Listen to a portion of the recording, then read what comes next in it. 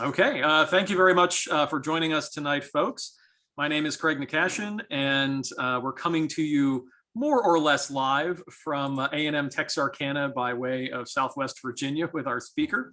And I'm the co-chair for the Program for Learning and Community Engagement here at Texas A&M University, Texarkana. I'm very, very excited to introduce our guest speaker tonight, Dr. Matthew Gabriele, Professor of Medieval Studies at Virginia Tech University. Dr. Gabriele has published numerous academic articles, several books, including the very well acclaimed recent book, The Bright Ages, available in paperback later this year, he tells me. It's right behind him, there it is. He has presented at dozens of national and international conferences and has given invited talks at Harvard, Princeton, Georgetown, the University of California, Berkeley, University of Wisconsin-Madison, University of Virginia, the University of Tennessee, Knoxville, Westfälische Wilhelm Universität Münster, and of course now A&M Texarkana, among other places. So tonight he's going to be speaking to us on killing in the name, what we miss when we talk about a medieval clash of civilizations. I'll ask you to go ahead and keep yourselves muted until after the talk, and then we should have some time to have some questions and discussions. So Dr. Gabriele, take it away. Great. Thank you so much, Dr. Nakashian. I'm going to just share my screen, and it is a truism of the Zoom world that a screen isn't actually shared unless you say, I'm going to share my screen. So here we are. So hopefully you can all see my slides now.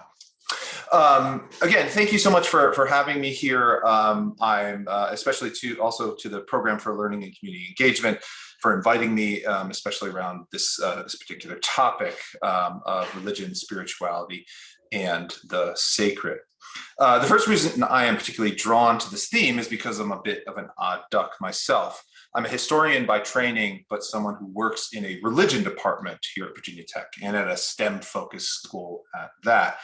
And one of my favorite things to do nowadays is to kind of steal a phrase that my colleagues, at one of them at the University of Vermont says, Ilse Morgenstein First and Megan Goodwin coined, you may be done with religion, but religion isn't done with us.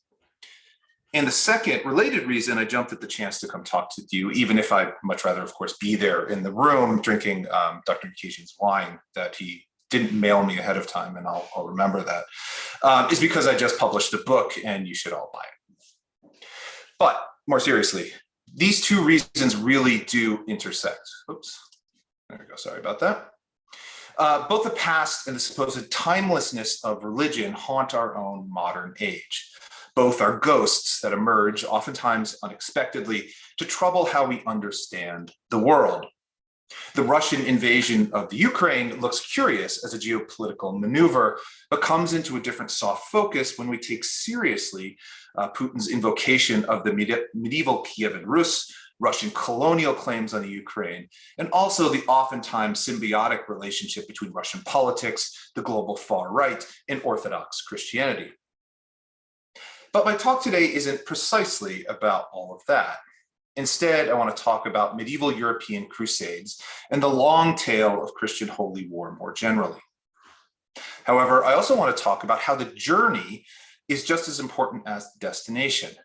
How a return to the actual past, or as much as we can uncover about the actual past, involves passing through several moments between then and now that shape how we think about, indeed, then and now. That journey can reveal some of the ghosts who flit around the edges of our vision, rearranging our furniture so that we stumble, but for too long still remaining unseen. We reveal these ghosts by doing history, by shining a light on the past to reveal all its hidden secrets, all its messiness and complications. By doing so, we're making sure we reject simple explanations for how things were, and how past events created, with quotes around it, modernity. The past was messy. It was full of potentials that lay unfulfilled, roads that weren't taken, but absolutely could have been. The past was messy because it was filled with human beings. People who loved and hated, exhibited the deepest cruelties and the most sublime grace. As such, my talk today takes aim at the so-called clash of civilizations framework, which suggests an eternal struggle between Islam and the quote-unquote West, which in this case really means kind of Christianity.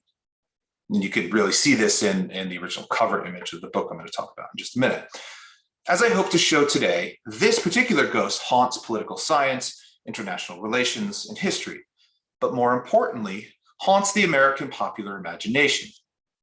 It's a ghost flitting about the courts of the early 19th and 20th centuries, obscuring the complicated medieval relationship between two religious traditions, and by extension, obscuring the possible worlds we can create in our own time.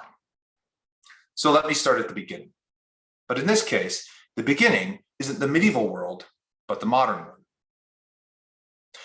The phrase clash of civilizations dates more or less to the early 1990s, coined by the historian Bernard Lewis, but then elaborated and developed by the political scientist Samuel Huntington. And that's the cover of the book that you see right there on your screen. Briefly, the argument suggests that after the Cold War, ideologies, the way that the world was organized, according to Huntington, had broken down and was reshuffling in the wake of the collapse of the Soviet Union. Now and in the future, he argued, the world would be divided by cultures, with civilizations being the highest form of these cultures. And Huntington divided up the world into 9 such civilizations. For our purposes today, the important part to note is that according to Huntington, in the future, the hegemonic power of the so-called West would be challenged by 2 forces, the Sinic, the Chinese, and the Islamic, mostly the Middle East and North Africa, with the supposed Islamic threat being the most serious because of its history, because of the complicated relationship Islam had with the West, again, according to Huntington.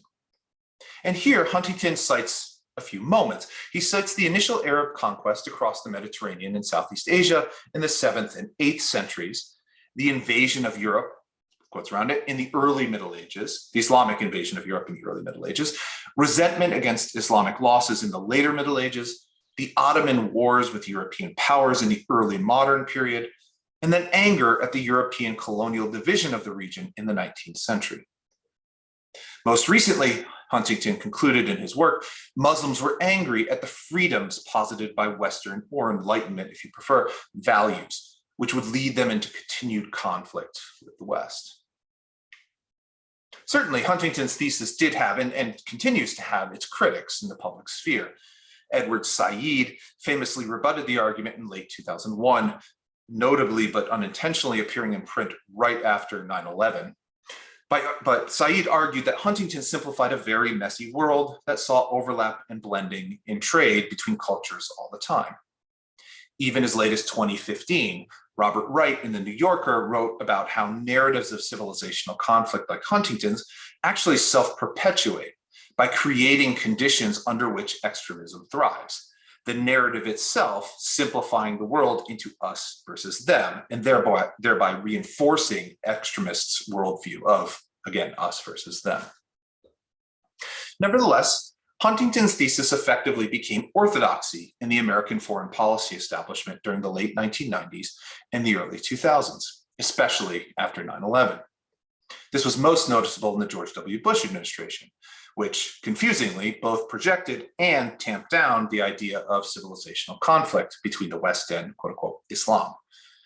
The Huntingtonian language of a global war on terror with an explicit focus on Islamic terrorism, the easy conflation that the Bush administration did between Al-Qaeda, the Taliban, and Saddam Hussein's Iraq, as well as the repeated invocations that bin Laden orchestrated an attack on the United States because he quote unquote hated our freedoms, sat uneasily next to President George W. Bush's public insistence that the West was not at war with Islam.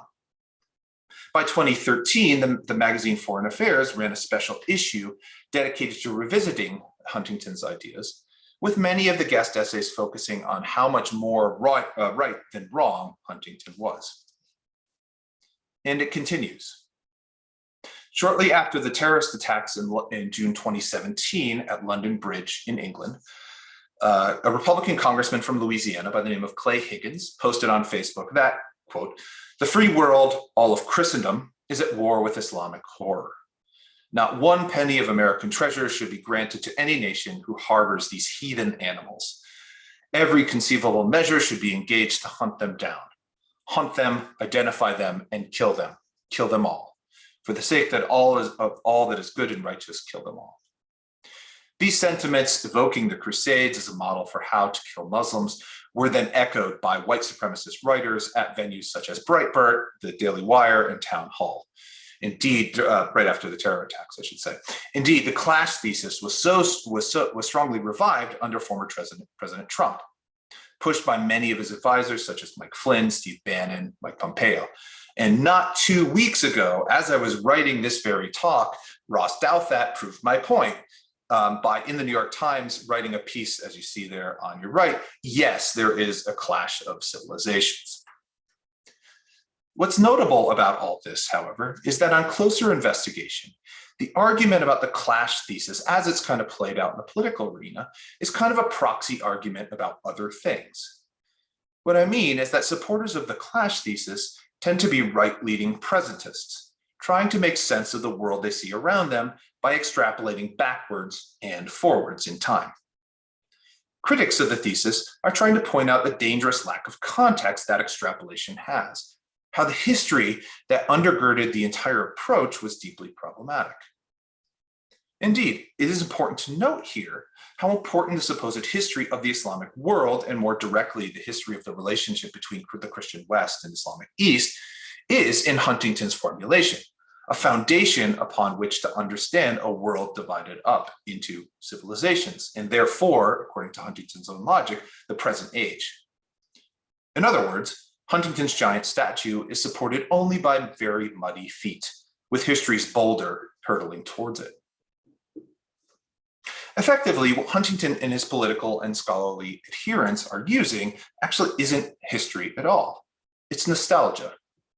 That difference may seem insignificant or semantic, but it isn't. Let me explain. Here's a bit of what Huntington himself writes. He says, and I'll just read it, it's on your screen as well there. Conflict along the fault lines between Western and Islamic civilizations has been going on for 1,300 years. After the founding of Islam, the Arab and Moorish surge west and north only ended at Tours in southern France in 732. From the 11th to the 13th century, the Crusaders attempted with temporary success to bring Christianity and Christian rule to the Holy Land. From the 14th to the 17th century, the Ottoman Turks reversed the balance, extended their sway over the Middle East and the Balkans, captured Constantinople, and twice laid siege to Vienna. In the 19th and early 20th centuries, as Ottoman power declined, Britain, France, and Italy established Western control over most of North Africa and the Middle East. This schematic overview says a lot, but it actually erases even more. It flattens the past into individual moments that transcend hundreds of years to connect then and now. Huntington makes us jump with him in his rhetorical device nearly 400 years, from 732, the Battle of Tours, to about 1100, the Crusades, then 350 more years from 1100 to 1453, the Ottoman capture of Constantinople, then 200 years from 1453 to 1683, which is when the second siege of Vienna happened by the Ottomans, and finally 250 more years from 1683 to around 1900, which is the retreat of the Ottomans and the expansion of British and French colonial adventures. Now, I'm a simple historian, but I know that a lot can happen across a few centuries. Is it really fair, and spoiler, it isn't fair, to link all of these events together under the umbrella of Islam? It should be common sense that the Umayyads who crossed the Pyrenees in the 8th century were very, very different from the Ottomans who fought the British and French in the 19th century, not just politically, but religiously and culturally as well. Would anyone try to make the same argument about Christianity? But this is what nostalgia does. It simplifies, trying to draw lines directly from the now to the then, creating what I've called before a rainbow connection. This is an attempt to draw a line directly from today to some moment of the past, but to leave out or jump over all the events and ideas that occurred between now and then that complicate the picture. It's a way of sanitizing the past in order to make a specific contemporary political or cultural point, to leave out the contingency and debate within history, right? So we got the picture of the rainbow, and I'm just going to explain the joke, and that's going to make it worse. So I'm not going to do that. Never mind. You get it. Rainbow jumps from place from here to there. Anyway, all right. So here in Huntington's example, his thesis hops and skips its way through the timeline, moving directly from 732 to 1100 to 1453 to 1900 to today. It gives the illusion of continuity when the reality is anything but. Yes, the Battle of Tours, the fall of Constantinople, all the others really happened. But they all happened because of very specific circumstances involving very specific people and groups who made very specific choices about what could have, and in some cases should have, been otherwise. But nostalgia, like a rainbow, is a trick of the light. It dissipates into air when you get close, when you consult the primary sources of the past, when you account for the messiness of humanity. Unfortunately, medieval historians have often fallen for the illusion.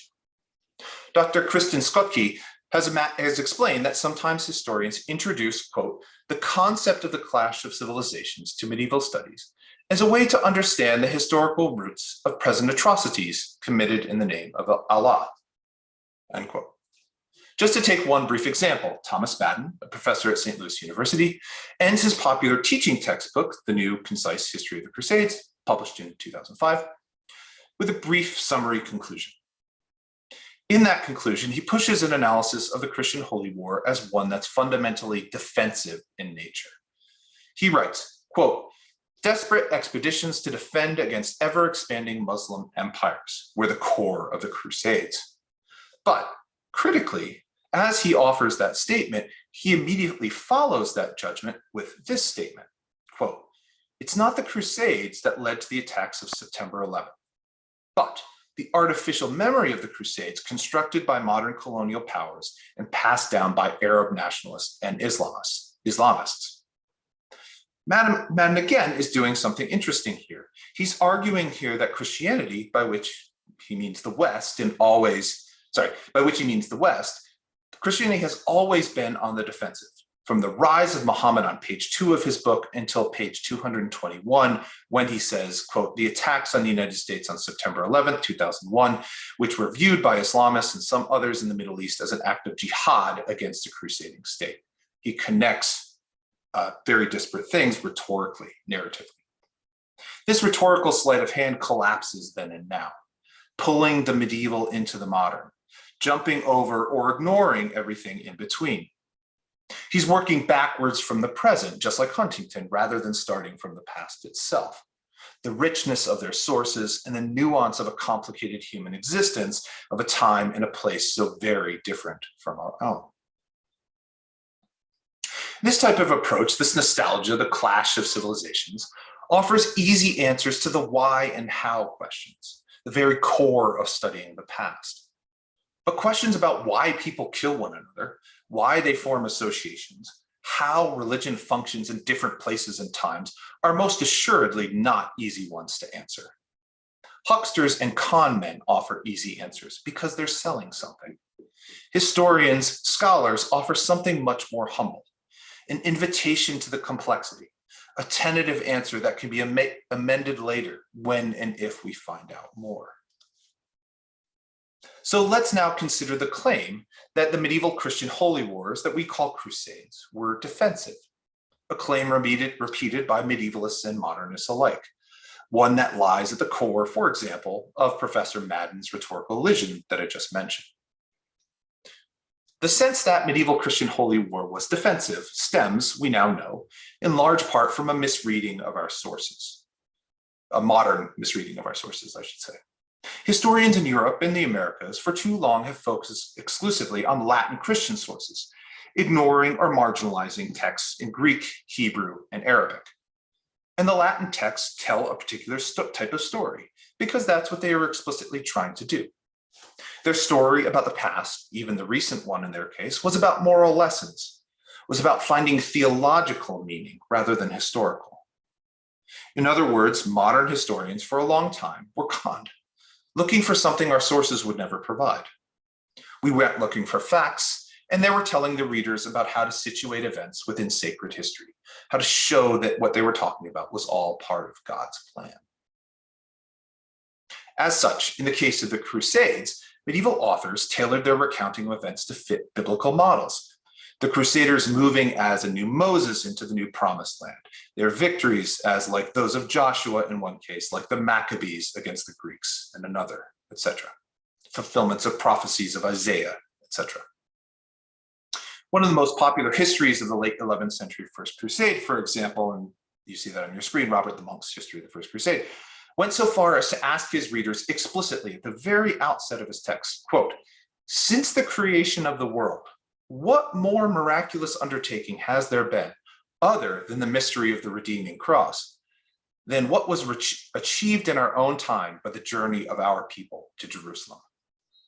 The success of the First Crusade, Robert the Monk was arguing, an important chronicler at the time, was on the same level of significance in sacred history as the crucifixion of Jesus. This is kind of a bold claim to make, but it's also a revealing one. In all cases, and this one may be the most extreme example to our modern ears, things are unjustly done to the protagonists, which in turn force the people of God in these rhetorical structures to react. The Israelites were attacked and fought back. Jesus was unfairly persecuted, but ultimately triumphed. The Crusaders were being pressed by the enemies of Christ and responded. You have a narrative structure to how historical events work, one which Robert is very explicitly repeating in that anecdote. Indeed, by the time Robert and others were writing around the year 1100, these ideas had been formalized into Christian tradition for more than 600 years by the famous theologian and Bishop Augustine of Hippo, especially in his mammoth tome, The City of God.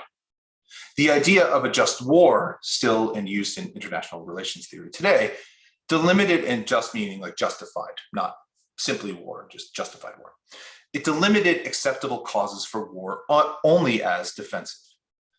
That Augustine was talking specifically about the invasions of Roman imperial territory by Germanic groups and Persians in the 5th century was simply overlooked here in the 11th century, with the specific historical context left behind when the theory was dragged forcefully into the Crusaders' medieval present.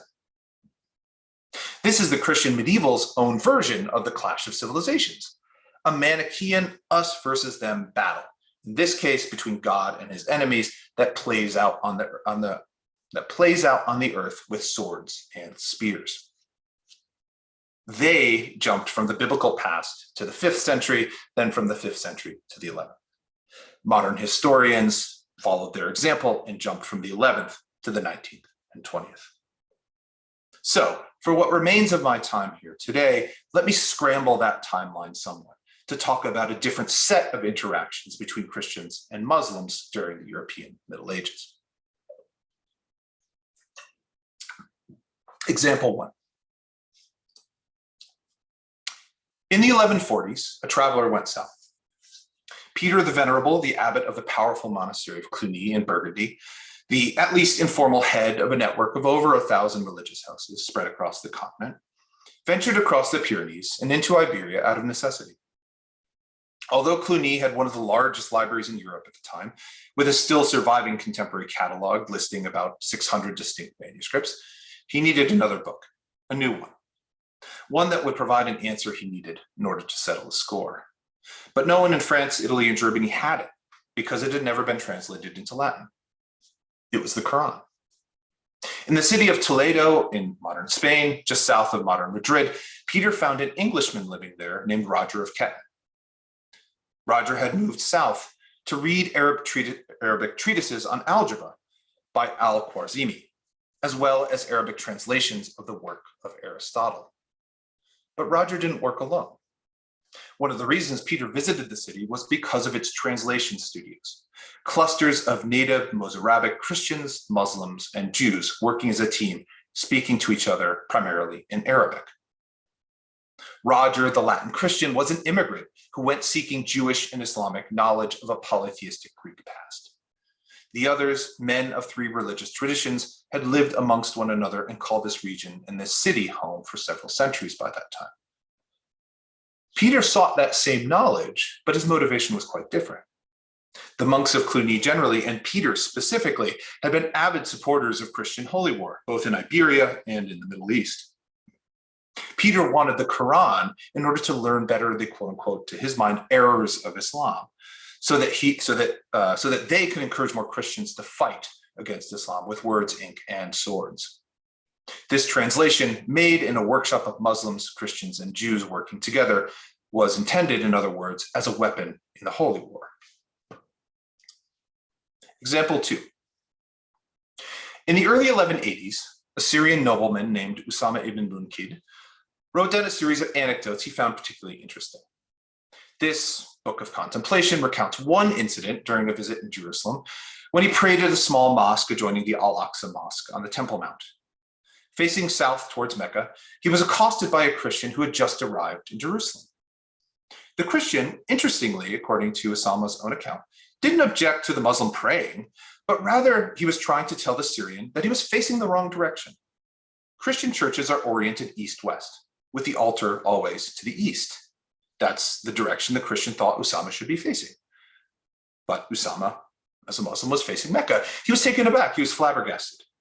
But luckily, he was quickly rescued by his friends, who escorted the Christian out, apologized for his rude behavior, and stood guard so that Usama could complete his prayers. It was, of course, fortunate that Usama's friends were so nearby, but it's also not surprising, because the Al-Aqsa Mosque, known to the Christians who were occupying the city at the time as the Temple of Solomon, was where the Knights of the Temple, the Templars, called home. Here, an Islamic Syrian nobleman who throughout his career fought and killed many Christian Franks was worshiping in a mosque in a Christian Jerusalem when he was protected by his friends who were in a Christian religious military order dedicated to killing Muslims. Example 3.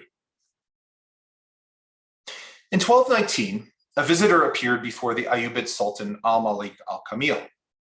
This Christian had traveled thousands of miles to be there and was almost certainly quite a curiosity for the Sultan and his court. The famous Saint Francis of Assisi stood before the Sultan in Cairo and preached Christianity, exhorting the assembled Muslims to convert and spare themselves torment, both spiritual and physical, according to Francis. The Sultan seems to have been amused and allowed Francis to continue his visit to the court for some time. But the Sultan ultimately demurred, refusing to submit to Francis's entreaties and to become a Christian. He did offer Francis and his companions gifts and safe passage back to his people, though. Francis was disappointed, but luckily didn't have far to go. He had been in Egypt anyway, having joined the Fifth Crusade a few years beforehand and participated in the Christian military capture of the city of Damietta just earlier in that year. This crusade, with Francis as a part of it, continued on after Francis's visit with the Sultan until its ultimate collapse in 1221 after a disastrous and ill-timed expedition down the Nile River Valley during its annual floods and its destruction by al-Malik's military forces. I bring up all of these examples not in an attempt to swing the pendulum to the other extreme, not to points of moments of tolerance and cooperation as a counterpoint to the story of unending eternal conflict between religions as suggested by the clash of civilizations. Instead, I want to call your attention with these anecdotes to the messiness of the moments, how nostalgic invocations of a simple line of violence or of tolerance are simply inadequate to understanding anything about the past, especially as it relates to religious traditions. Peter the Venerable wanted to better understand Islam, but he wanted to do so in order to wage holy war. Roger of Ketton's translation studio was interreligious and cooperative, but with a clear hierarchy that subjugated not only Jews and Muslims, but even native Iberian Christians. Usama ibn Munkid was friends with the Templars, but fought and killed them as well. Francis of Assisi and the Sultan al-Kamil conversed and debated the merits of their diverging monotheisms, but were brought together during a Christian military expedition that was invading Egypt. You can't tell one part of any of these stories without the other. The past is filled with people, messy, complicated people who made decisions that altered the outcomes of events and who also could have chosen otherwise. Every paradox, every why and how puzzle we see in the past is one that opens up to us possible worlds that shows that just as the past could have been different, our own future can be different as well. This is why nostalgia is dangerous. what the clash thesis steals from us, what we miss when we talk about the clash of civilizations in both the medieval and the modern worlds, is this very realm of possibility. We miss why things happened, how things happened, how they could have been otherwise, and what those contingencies, both seen and unseen, mean for us today. This is the stuff of history, the necessity of studying the past, of understanding the very simple principle that things, in this case religions, change over time. The challenge of academic rigor is taking your subjects seriously, treating them like people. This doesn't, of course, mean that they deserve our sympathy or our empathy, or that all ideas from the past should be warmed up and served to others in the present like some spoiled meat. We have, for example, debated the underlying principles of bigotry of all sorts for literally a couple thousand years and found their arguments wanting, despite some revanchist attempts to pretend otherwise. What I'm saying, I think, here at the very end of my talk is that scholars who work on the past and on how the present uses the past have an ethical obligation to their audiences. As the scholar Michel Rolph-Trouillot reminded us some time ago, quote, historical representations cannot be conceived only as vehicles for the transmission of knowledge. They must establish some relation to that knowledge. Authenticity is required, and authenticity obtains only in regard to current practices that engage us as witnesses, actors, and commentators. Or, to put it another way, objectivity is not neutrality. Neutrality replicates claims regardless of their truth value. Objectivity asks us to make thoughtful decisions about truth value, to ask questions of our assumptions, to consider ethics. Neutrality presents arguments about whether or not it's raining. Objectivity looks out a window. It's neutral to list events that happened in the past, but it's objectively all right to say, for example, that the Crusades are one aspect of a larger phenomenon related to Christian holy war and need to be contextualized as such. Each expedition to Jerusalem, to Iberia, to the Baltics, to the south of France happened for very specific reasons that involve our modern categories of religion, politics, culture, and economics, among others. It is objectively all right to say that things change over time, and that there simply are no lines that directly connect events separated by 1,000 or more years. History, not the past, but history, shows us possible worlds. It shows us that our present moment was never inevitable. It could always have been otherwise. It's always, therefore, our job to say, no, it's more complicated than that. It's always more complicated than that.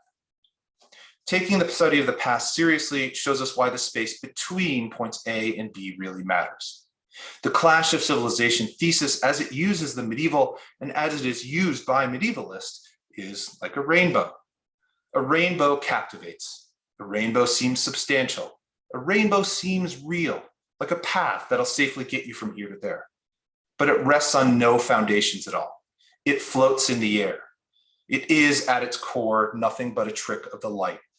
And rainbows, like nostalgia, like a simplistic thesis, dissipate into little more than air and mist when you look at them from a different perspective. Thank you very much.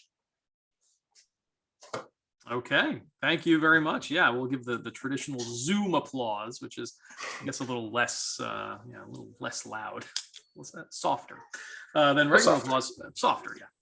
Okay, yeah. No, that's. I was struck by, the notion of problematizing easy answers in history. My students may recall that probably my most common answer when asked any question is, it depends.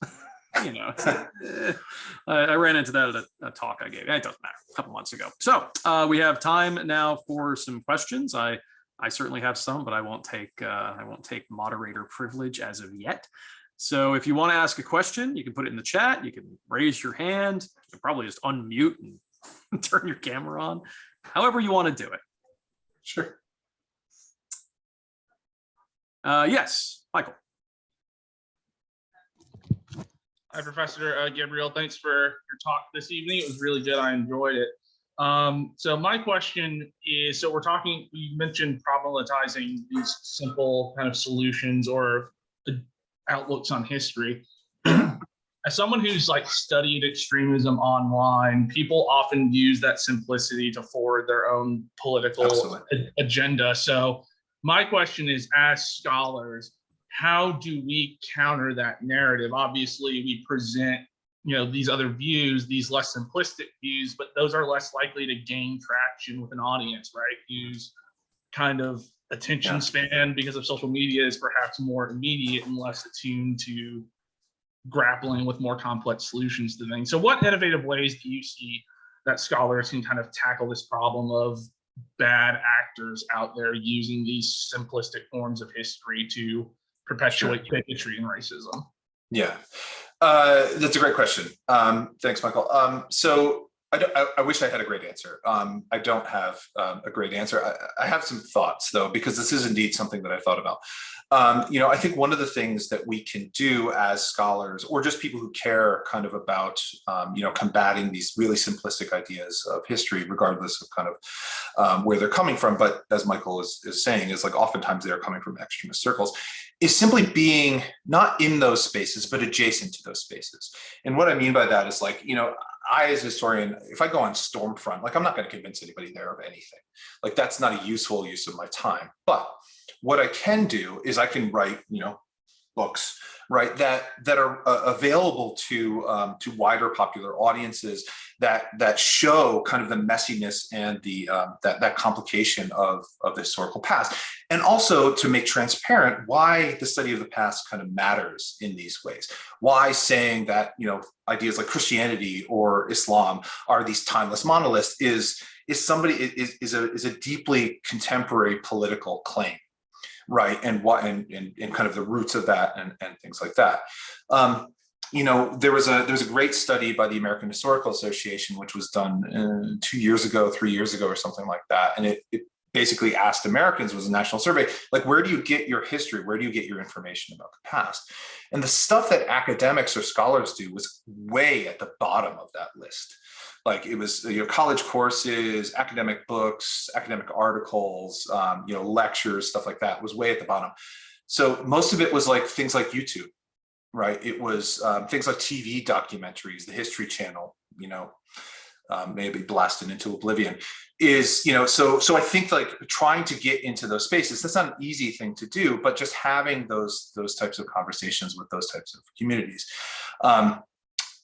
But at the same time, I don't think we should undervalue what we as scholars and academics do.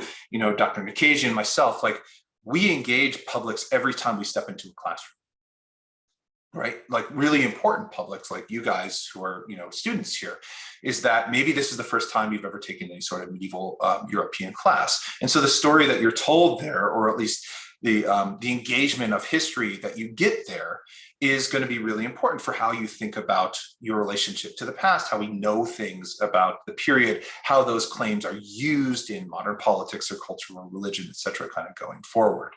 And I think that, scholars are doing really interesting work of showing that the best kind of engagement with the past is knowledge creation, meaning that we look at the sources together, we talk about it, we understand how, what it means to do this, that there's a rigor to that, and that you can't just kind of make up anything about the past you want to say. And, again, you're not going to reach those committed extremists necessarily, but you might reach the guy who's sitting next to him, who's a little bit curious, and it wants to know more about like medieval knights, but doesn't know where else to turn. And so, giving him an alternative and some good information might be useful, rather than looking for bad stuff online. Okay. Other questions? Yeah. While we're waiting, I know that a couple of those things. One thing I talked with my students about a few times is the kind of double-edged sword as to the nature of the popularity of history. Right? It's often referred to as the people's discipline, because so many people like it. Like almost everybody has some aspect of history they find interesting, which is great. On the downside, it probably does engender less deference and or respect for experts. Sure. Right? Because why do I need an expert? I can watch the History Channel and it will tell me all sorts of interesting things about what the Templars were doing on Oak Island in Canada. Episode on tonight. But you know, so it's like it is that double-edged sword. You know, people come into our classrooms, but they also are not really sure they need us completely. But yeah, and that's been deliberately muddied. I mean, like, yeah, the History Channel, like you know, I'm sort of kidding about the History Channel, but I'm sort of not. Like, right. They're a for-profit company. Like, they don't care about the past in any real way. I mean, you know, but what they do care about is getting your money, right? And so if they can make it off of sensationalist claims, that's what they're going to do, right? So yeah, easy enough. All right, any other questions? I got one more.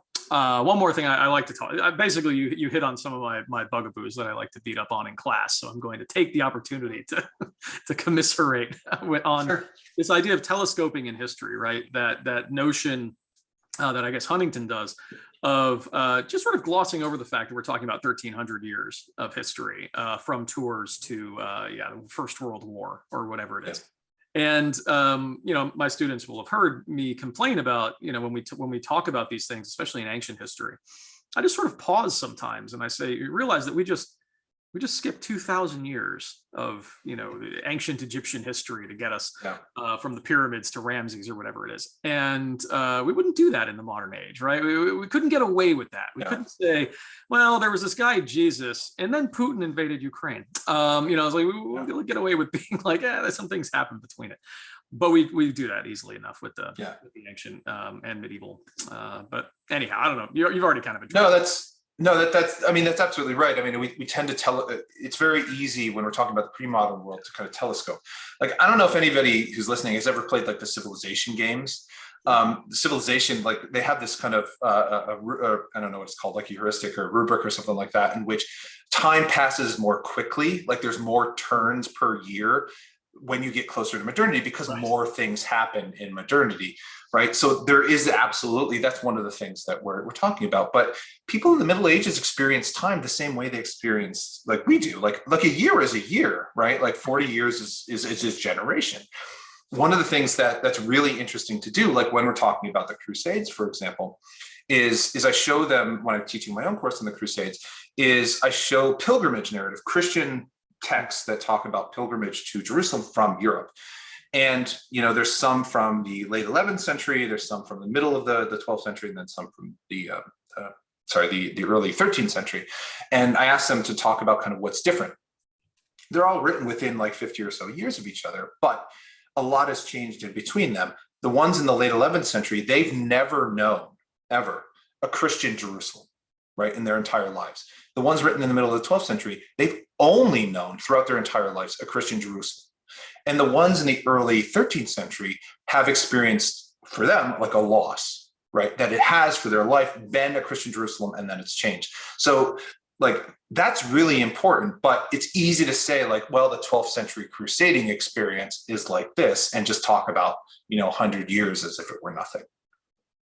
Yeah, no, that's a wonderful point. I see your hand, Laura. Sorry, I would just say that I love to make that same argument. I do it with the Babylonian captivity, as the Petrarch, I guess, called it, right? That they all just grew up with the Pope being in France. Yep. Or France adjacent, anyway. All right, yes, Dr. Sykes. Sorry, go for it. Hi. Well, my initial question was already answered because it was, how can I use this information to own people online? And this sort of leads to my next question, which is, when you were talking about Clay Higgins and this appeal of nostalgia, is complicating the past for them even really an option? Like, they cling to the nostalgia for a reason. I think not necessarily because they think that the world is simplistic, but because they wish to. And so how could we possibly complicate the world for people for whom nostalgia serves as a rigid base around which to orient their worldview? Yeah, no, again, I think that's kind of the $1 million question, right? Well, at least with kind of online engagements and being in these spaces where people are interested, but, you know, a simple narrative, a simple story is oftentimes much more palatable than a complicated one, right? Like, historians tend to be big pains in the ass, very frankly, right? And that we say like, no, it's more complicated than that. It depends, like, as Dr. McCasion was saying earlier, right? So I think one of the things that we shouldn't do or get that it becomes problematic, and I say this knowing that if anybody's on Twitter or knows kind of history Twitter at all, they'll know of like Kevin Cruz.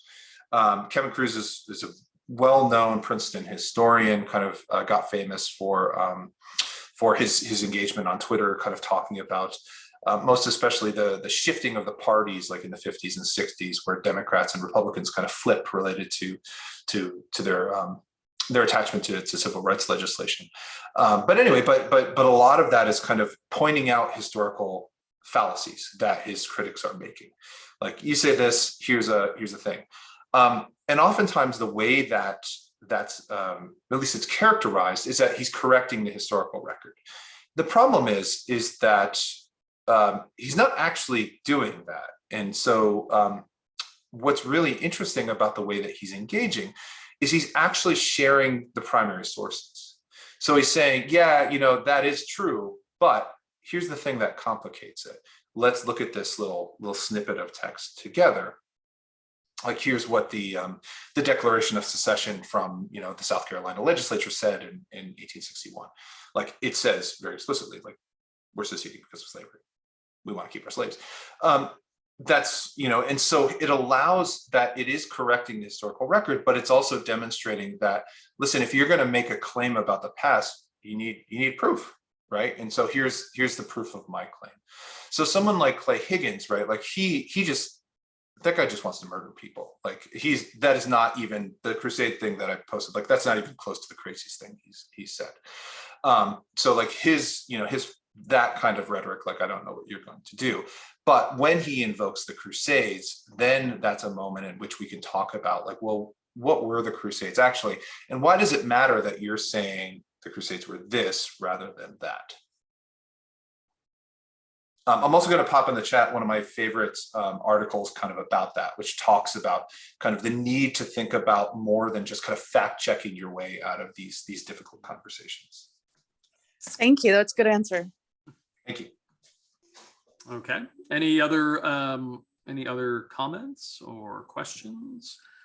I had one. It sort of wandered out of my head. I don't know what's become of it, unfortunately, but it was brilliant. I'll have you know. Just take my word for it. Yeah. I remember it was. Maybe it's probably less brilliant now with the setup.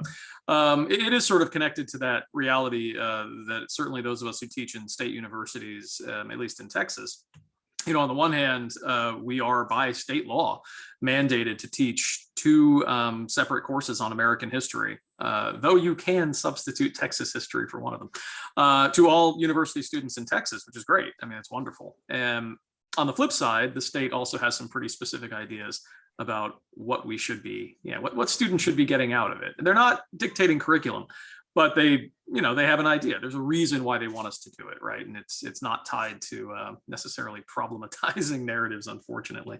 It's tied to that old, I guess, Greek model of, making citizens who think the right way or whatever it was. But anyway, just double-edged sword type stuff. There's Shiana come back. Any last questions before we free Dr. Gabriel from his service to the state of Texas? Yeah. I think, the other thing I'll just kind of say, kind of related to that, is that, like, how we kind of put boundaries around events in history, I think really matters. And this is something I struggle with myself, right? Is that for all the kind of problematizing I try to do, like, I teach a course called the Crusades. Right. I've also written academic articles in which I say the Crusades aren't actually a thing, and we should stop using that term, because to put a boundary around these things really kind of it's buying into this pre-made kind of 19th century, really European narrative that these were discrete things separate from the rest of the history of Christianity. It's trying to basically segment off Christian holy war and saying it only happened in the Middle Ages. Christianity is a religion of peace before and after as well. Just simply not true. I mean, there's plenty of examples from late antiquity, early, late Middle Ages into modernity, right? So like, I think that's kind of a thing that we need to wrestle with, or at least think about, like, as we're talking about, like, either the medieval or the modern, like you were saying, why does American history end at 1865 instead of 1877?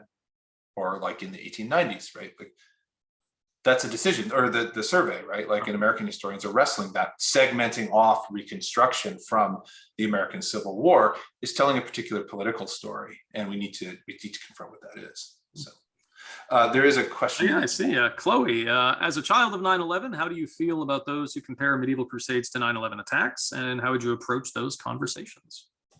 Yeah, I think that's a really great question. I mean, one of the things, and I can say as an academic kind of born after 9/11, I was in graduate school when 9/11 happened. I was studying the Crusades beforehand, but all of a sudden people really cared what I had to say about the medieval Crusades. If you look at in the Google machine, like in Google News, if you look for articles about the Crusades, like between say late or like October 2001 to like early 2002 or something like that, there's all these medievalists who are publishing op-eds and explaining the Crusades. There's a ready-made connection, as Chloe in the question is kind of suggesting, that was there in the dominant imagination. The easy thing to say, which is the true thing, is that they don't have anything to do with each other.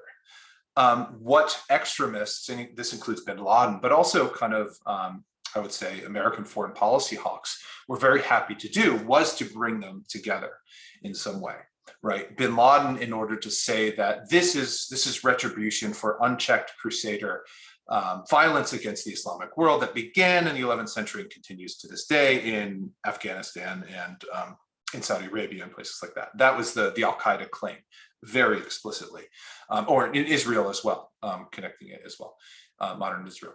What the American foreign policy establishment, and again, like Bush was trying to kind of walk a very fine tightrope while not being explicitly Islamophobic, but allowing the kind of gears of war to begin in order to invade Afghanistan and then translate that war in Afghanistan into Iraq, was to align a lot of history into one thing as well. And so in even in religious magazines like First Things, but also in conservative publications like the National Review, you had Crusade historians saying like, yeah, they're not really connected, but I can see the point that you're trying to make about the West needing to defend itself, just like the Crusaders defend itself. Like, again, it's this rhetorical sleight of hand that the American right was kind of doing and saying like, yeah, these things are connected, but they're really pretty similar. The way that I think you could talk about that is simply point out is that there's 1,000 years between, the advent of the First Crusade and 9/11. We live in a very different world, one in which that is organized fundamentally different from one another.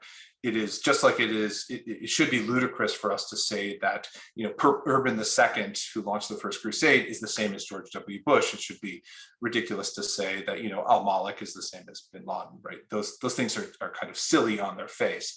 And so we can talk about, why we got from here to there and why these things are being trotted out. These arguments are being trotted out the way they are. Okay. Thank you for the question, Chloe. All right, any final very brief thoughts as we come up on the hour? All right, well, I'm going to take, as I do in class, silence to mean no when I ask questions. But all right, so yes, thank you once again, Matt. It was fabulous. I'll give you even more applause. Possibly even real ones. I don't know. But yes, thank you very much. And as I mentioned at the beginning, we will go ahead and post this on the Program for Learning and Community Engagement YouTube channel. So you can head over there. And for those of you who are either way, on campus or on Zoom, our next event is actually tomorrow afternoon at noon. Dr. Mike Perry is going to be speaking in University Center Room 217. So you can always email place@tamut.edu for login information. And with that, we'll say take care.